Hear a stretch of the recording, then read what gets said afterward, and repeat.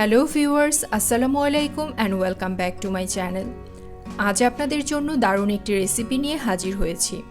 এখন যেহেতু গরমকাল, এই সময় আমাদের সবার একটি পছন্দের খাবার হলো কাঁচা আম ভর্তা। আজ আপনাদের সাথে শেয়ার করব মুখে লেগে থাকার মতো একটি আম ভর্তার রেসিপি। এই গরমে একবার হলেও এই রেসিপি ফলো করে আম ভর্তা বানিয়ে দেখবেন, বাসার সবাই অনেক বেশি পছন্দ করবে। ভিডিওটি ভালো লাগলে চ্যানেলটি সাবস্ক্রাইব করে পাশে থাকা বেল আইকনটি অবশ্যই প্রেস করে রাখবেন। তাহলে চলুন এবার দেখে নেওয়া যাক আম ভর্তা তৈরির রেসিপিটি। আম ভর্তা তৈরির জন্য প্রথমেই নিয়েছি একটি বড় সাইজের এবং একটি মিডিয়াম সাইজের কাঁচা আম। এবার আম দুটিকে ভালোভাবে খোসা ছাড়িয়ে নিচ্ছি।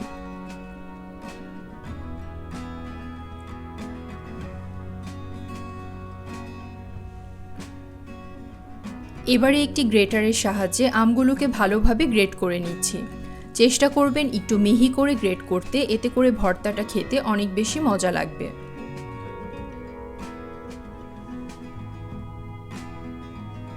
দুইটা আমকে আমি ভালোভাবে মিহি করে গ্রেট করে নিয়েছি।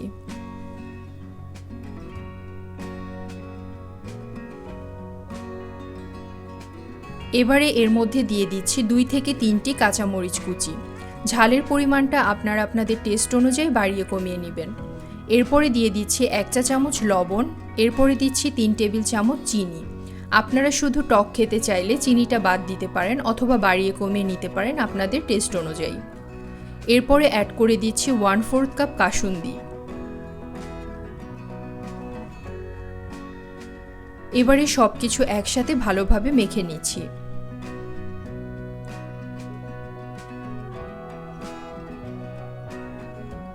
এই পর্যায়ে আপনারা লবণ আর চিনির পরিমাণটা টেস্ট করে দেখবেন ঠিক আছে কিনা। আমার কাছে মনে হয়েছে আর একটু লবণ লাগবে, তাই আমি আরও আধা চা চামচ লবণ অ্যাড করে দিলাম।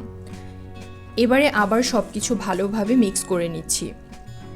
এখানে একটা কথা বলে রাখি, ঝাল এবং চিনির পরিমাণটা আপনারা অবশ্যই আপনাদের টেস্ট অনুযায়ী দিবেন।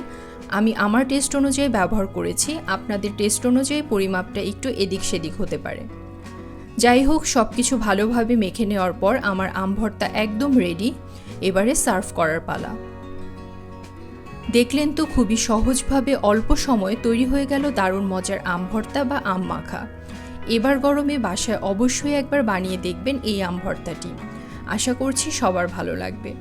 ভিডিওটি ভালো লেগে থাকলে প্লিজ আমার চ্যানেলটি সাবস্ক্রাইব করবেন এবং ভিডিওটিতে একটি লাইকও করবেন। ফেসবুক এবং ইনস্টাগ্রামেও আমাদের ফলো করতে পারেন এবং জয়েন করতে পারেন আমাদের ফেসবুক গ্রুপে। সব কিছুর লিঙ্ক ডেসক্রিপশন বক্সে দেওয়া থাকবে। আজকের মতন এখানেই শেষ করছি। সবাই সুস্থ থাকবেন, ভালো থাকবেন। আল্লাহ হাফেজ।